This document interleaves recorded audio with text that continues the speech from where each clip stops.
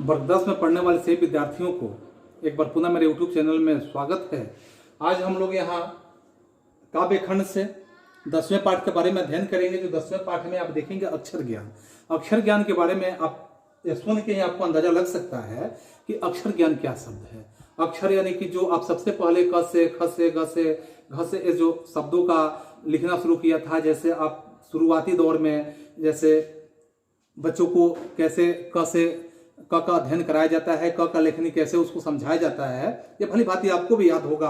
आप भी बचपन में क को लिखने के लिए कई प्रयत्न किए होंगे, कई तरह से आपको प्रयास कराया गया होगा, कई तरह से आपको यातनाएं भी दी जा चुकी होगी, या आपको प्रेम पूर्वक भी समझाया गया होगा, खेल खेल में समझाया गया होगा। ऐसे तमाम बातों का जो अनामिका के द्वारा यह वर्णन किया गया है। तो सबसे पहले हम यहाँ अक्षर ज्ञान के बारे में जब समझेंगे, इससे पहले अनामिका यहाँ क्या हम लोग के बीच में प्रस्तुत कर रही हैं, इनके बारे में हम थोड़ा सी बात जान लेंगे कि यह अक्षर ज्ञान को क्यों यहाँ पे लाई हुई है, कैसे यह अक्षर ज्ञान अपने अनुभव की बात बता रही है कि अक्षर ज्ञान का महत्व किस प्रकार से है, कैसे अक्षर का महत्व होता है, कैसे अक्षर का ज्ञान कराया जाता है। तो इसमें अनामिका के बारे में देखेंगे कि इनका जन्म, जैसे यहाँ समकालीन हिंदी कविता में अपनी एक अलग पहचान बनाने वाली अनामिका जो है यह कवित्री के रूप में जानी जाती है, जिनका जन्म 17 अगस्त 1961 ईस्वी को मुजफ्फरपुर का आप नाम जानते हैं, जो बिहार में ही अवस्थित है। बिहार का एक जिला है मुजफ्फरपुर, इसी मुजफ्फरपुर में इनका जन्म हुआ था। उनके पिताजी जो थे श्यामानंद किशोर, हिंदी के गीतकार, और बिहार के अगर कहा जाए कि विश्वविद्यालय मुजफ्फरपुर में, जो बिहार विश्वविद्यालय मुजफ्फरपुर आप देखेंगे कि मुजफ्फरपुर में अवस्थित है, हिंदी विभाग के अध्यक्ष भी रहे हैं। अनामिका ने दिल्ली विश्वविद्यालय में अंग्रेजी से एमए करने का काम किया था, एमए का डिग्री हासिल किया था, और वहीं से इन्होंने पीएचडी की उपाधि भी धारण किया। अगर आगे कहा जाए कि वे सत्यवती कॉलेज दिल्ली विश्वविद्यालय में ही अंग्रेजी विभाग में प्राध्यापिका के पद पर सुशोभित हुई, और अनामिका कविता और गद्य लेखन में एक साथ सक्रिय भूमिका निभाने का काम करती है। वे हिंदी और अंग्रेजी दोनों में लिखने का काम करती हैं। आप हिंदी में भी देख सकते हैं, अंग्रेजी में भी अनामिका का लिखा हुआ बहुत तरह के रचनाओं को आप देख सकते हैं। अनामिका जो है हिंदी यानी कहानी और गद्य लेखन में एक जैसा, अगर कहा जाए कि एक साथ सक्रिय भूमिका निभाने का काम की है। बीजाक्षर, अनुष्टम और आदि ऐसी आलोचनाएं इनकी रही है। उनकी आलोचनाओं में अगर आप देखेंगे तो आलोचनाओं में जैसे काव्य संकलन में आपको मिलेगा, काव्य संकलन में जो जैसे गलत पत्ते की मिट्टी, बीजाक्षर आपको मिलेगा, अदुष्टम आदि ऐसे जो आलोचना बताया गया। और उनकी रचनाओं में जैसे इस तरह के पोस्ट एलियट सोसाइटी आप देखेंगे, स्त्रीत्व का मानचित्र आदि देख सकते हैं, संपादन भी आप देख सकते हैं, कहती हैं औरतें, यह काव्य संकलन है आपका। इस तरह से अनामिका को राष्ट्रभाषा परिषद के माध्यम से यहाँ पुरस्कार से सम्मानित भी किया गया। भारत भूषण अग्रवाल पुरस्कार से भी सम्मानित किया गया, गिरिजा कुमार माथुर पुरस्कार से भी सम्मानित किया, ऋतुराज साहित्य सम्मान आदि पुरस्कार भी इनको प्राप्त हो चुका है। एक कवित्री और लेखिका के रूप में अनामिका अपने वस्तुपरक के रूप में जो समसामयिक बोध और संघर्षशील वंचित जन के प्रति रचनात्मक सहानुभूति के लिए जानी जाती है, तो उसमें स्त्री विमर्श के सार्थक हस्तक्षेप करने वाली अनामिका अपनी टिप्पणी के लिए भी एक उल्लेखनीय जानी जाती है। प्रस्तुत कविता में जो यहाँ अक्षर ज्ञान की बात अगर किया गया है, इस कविता में आप देखेंगे कि यहाँ समसामयिक कविता की चुनी हुई कविताओं की चर्चित श्रृंखला है। कवि ने यहाँ पे स्पष्ट रूप से कहा भी है कि यहाँ कवि के द्वारा कवित्री के माध्यम से यहाँ पे लिया गया है कि प्रस्तुत कविता में बच्चों के अक्षर ज्ञान की प्रारंभिक ज्ञान जो होता है, शिक्षण प्रक्रिया के शुरुआती दौर में जो कौतुक पूर्ण रूप में वर्णन चित्रण द्वारा कवित्री गंभीर आशय व्यक्त करके यहाँ पे हम लोग के बीच में प्रस्तुत करेगी कि कैसे बच्चों के साथ किस तरह की कठिनाइयों का सामना करना पड़ता है। यहाँ शिक्षक को कैसे कठिनाइयों का सामना करना पड़ता है, अर्थात प्रथम जो बच्चों का शिक्षक होते हैं, या तो घर के हो सकते हैं या शिक्षक हो सकते हैं, कि अक्षरों का ज्ञान कैसे दिलाने में उनको समस्याएं उत्पन्न होती है, या बच्चों के साथ भी किस तरह की समस्याएं होती है। तमाम बातों को यहाँ अनामिका कवित्री के माध्यम से हम लोग के बीच में प्रस्तुत किया गया है, जिसे हम देखेंगे। ज्ञान में सबसे पहले कवित्री बता रही हैं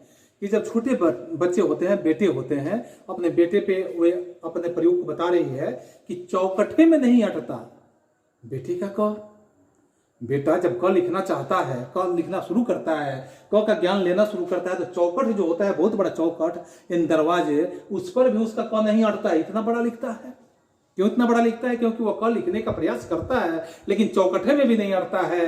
कबूतर ही है ना, क से कबूतर आप समझते हैं ना, कबूतर ही है ना, फुदक जाता है जरा सा, क्योंकि क से कबूतर बनता है तो मान लीजिए कबूतर ही है, फुदक जाता है जरा सा, यानी कि लिखने की जो परंपरा उसका होता है इस तरह से फुदक जाता है। जैसे वो क लिखने का जब प्रयास करता है तो क लिखने का प्रयास करता है तो फुदक जाता है, कभी यह टेढ़ा कभी वह टेढ़ा कभी ऐसे, लेकिन यानी कि कहने का अर्थ है कवित्री का कि कबूतर ही ना है, कभी फुदक जाता है। फुदक जाना माने अपने जगह पे स्थिर नहीं रहता है, पंक्ति से ऊपर जाता है, पंक्ति से वो उतर जाता है। पंक्ति जिस पंक्ति पे वो बैठाना चाहता है बच्चा, उस पंक्ति से उतर जाता है। उसका ख, यानी कि जैसे ही क के बाद वो ख लिखना चाहता है तो ख का जैसे वो पंक्ति पे, जिस पंक्ति पे ख लिखने का वो प्रयास करता है, इस पंक्ति से कभी उतर जाता है उसका ख। यानी कितनी परेशानियां होती है प्रथमाक्षर के समय में, जब बच्चों को प्रथम बार अक्षरों का ज्ञान दिया जाता है तो उस प्रथमाक्षर में कितनी समस्याएं होती है, या ज्ञान देने वालों को भी और उस ज्ञान को लेने वालों को भी। आप समझ सकते हैं, आप भी अपने उस बचपन के ज्ञान को याद कर सकते हैं कि आपको भी कितना कष्ट हुआ होगा। और आप सफल बनना चाहते हैं, किसी को सफल रूप से समझा देना चाहते हैं, किसी को बता देना चाहते हैं, तो आप अपने बचपन की उस बातों को याद कर लीजिए और उसी तरह से आप दूसरे बच्चों को बताने का प्रयास करिए कि आपको कौन सी समस्या लग रही थी या किस तरह से आपको यह समस्या आसान होने लगा था। तो आप उस आसानी वाले बातों को जरूर याद रखें और दूसरों को बताने का प्रयास करें। तो इस तरह से कवित्री बता रही हैं खरगोश की खालिस बेचैनी में, यानी ख से जो खरगोश होता है तो खरगोश की खालिस बेचैनी में गमले सा टूटता हुआ उसका ग, जैसे गमला टूट जाता है वैसे उसका ग भी क्या हो जाता है, लुढ़क जाता है, टूट जाता है। घड़े से लुढ़कता हुआ उसका घ, जैसे घड़ा लुढ़क जाता है उसी तरह से घ को भी लुढ़का देता है। लिखने क्रम में वह ऐसे घ को लिखता है कि वह कभी कभी उसका घ लुढ़क जाता है, इधर कभी लुढ़कता है कभी उधर लुढ़कता है। तो इस तरह से घड़ा की तरह लुढ़क जाता है उसका घ। लेकिन देखिए समस्याएं तब आती है बच्चे के ऊपर कि अंगा पर आकर थमक जाता। अंगा जैसे ही शब्द आता है तो इस अंगा पर आने के बाद वह बच्चा क्या होता है कि वो थमक जाता है, रुक जाता है, स्थिर हो जाता है, उससे नहीं सधता अंगा, यानी उसे लिखने नहीं आता अंगा। अंगा को बार बार प्रयास करता है बच्चा लिखने के लिए लेकिन उसे समझ में नहीं आता, नहीं लिख पाता है अंगा। अंगा के ड को वह समझता है माँ, अंगा के ड को वह क्या समझता है, माँ समझ जाता है। और उसके जो बिंदु होते हैं ये बिंदु को समझ जाता है क्या, और उसके बगल में जो बिंदु यहाँ पे है इस बिंदु को क्या समझ जाता है, गोदी में बैठा हुआ उसका बेटा, यानी वो अपने आप को समझता है कि माँ के गोद में बैठा हुआ वो बेटा। अगले पंक्ति में यहाँ कवित्री बता रही है माँ बेटे सधते नहीं उससे और उन्हें लिख लेने की अनवरत कोशिश में उसके आ जाते हैं आंसू।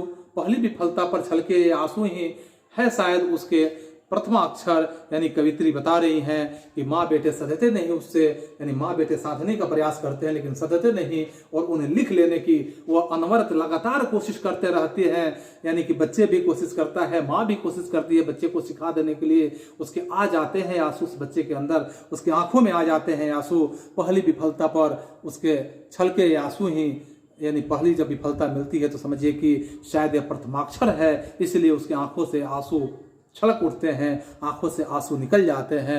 सृष्टि की विकास कथा के अर्थात कवित्री के माध्यम से कहा जाता है कि सृष्टि की जो विकास कथा है, सृष्टि की शुरुआत कथा है, प्रथमाक्षर है, जिसके माध्यम से वो बच्चा आगे जिंदगी में कुछ करने वाला है। सबसे पहले वो सीखने का प्रयास करता है लेकिन उसकी आंखों से आंसू तब निकल जाते हैं जब वो प्रयास करने के बावजूद भी असफल अपने आप को समझता है। तो इस तरह से कवित्री के माध्यम से आपका 10 पाठ भी समाप्त होता है। आप पुनः अगले सीरीज में मिलेंगे, तब तक आप सभी को एक बार धन्यवाद।